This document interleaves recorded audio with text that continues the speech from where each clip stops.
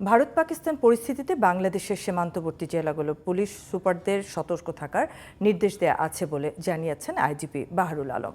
বুধবার ঢাকায় বাংলাদেশ পুলিশ বার্ষিক শুটিং প্রতিযোগিতা ও আইজিপি কাপ 2024-এর চূড়ান্ত প্রতিযোগিতার সমাপনী অনুষ্ঠানে গণমাধ্যম কর্মীদের প্রশ্নের উত্তরে এসব কথা জানান তিনি।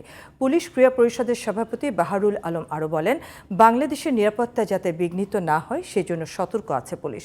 এর আগে বিজয়ীদের হাতে পুরস্কার তুলে দেন আইজিপি। অনুষ্ঠানে আরও উপস্থিত ছিলেন বাংলাদেশ পুলিশ শুটিং ক্লাবের সভাপতি অ্যাডিশনাল আইজিপি মোহাম্মদ মোস্তফা কামাল।